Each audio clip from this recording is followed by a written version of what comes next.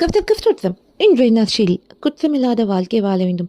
லேவியராகமம் 5வது அதிகாரம் 1-4 பார்த்தீங்கன்னா எதெல்லாம் குற்றம்ன்ட்டு வேதத்தில் குறிப்பிடப்பட்டிருக்கு. அதாவது நான் அதில் ஒரு காரியம் சொல்கிறேன். மனிதர் பதறி ஆணையிடும் எந்த காரியத்தில் ஆனாலும் ஒருவன் தீமை செய்கிறதற்காவது நன்மை செய்கிறதற்காவது தன் மனம் அறியாமல் தன் உதடுகளினால் பதறி ஆணையிட்டு பின்பு அவன் அதை அறிந்து கொண்டால் அதை குறித்து குற்றமுள்ளவனாவான். அதாவது பதறி தப்பான காரியத்தில் ஆணையிடக்கூடாது. ஆமாம், இவங்க இதை தான் செஞ்சாங்கன்ட்டு தெரியாமல் பதற்றத்தில் எல்லாத்துலேயும் ஒரு நிதானம் வேணும். அது குற்றம்ன்ட்டு வேணும்னு சொல்லுது. அதனால் இன்றைக்கும் நீங்கள் ஏதாவது பதறி பேசியிருந்தாலோ பதறி ஆணையிட்டு இருந்தாலோ அதாவது அது உங்களுக்கே தெரியாமல் அது அவங்களுக்கு தீமை விளைவிச்சிருக்கலாம் இல்லையா?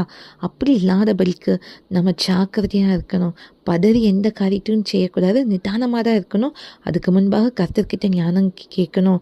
இன்றைக்கி ஏதாவது நீங்கள் பதறி பேசுகிறதுனால யாருக்காவது ஆபத்து உண்டாயிருந்துச்சுன்னா இன்றைக்கி கர்த்தர்கிட்ட மன்னிப்பு கேளுங்க. இனி ஒருபோதும் எந்த விஷயத்தையும் பதவி செய்யாமல் நிதானமாய் செய்ய தேவன் உதவி செய்வாராக.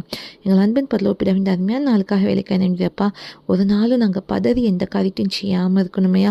இது வரைக்கும் நாங்கள் ஏதாவது அப்படி செய்தனால யாருக்காவது பாதிப்பு இருந்தால் எசப்ப எங்களை மன்னிங்க.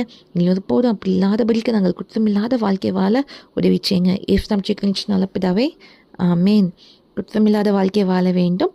எந்த காரியத்தையும் நிதானமாய் செய்ய பழகிக்கொள்வோம். இதுவே இன்றைய நற்செய்தி முடிவாகட்டும்.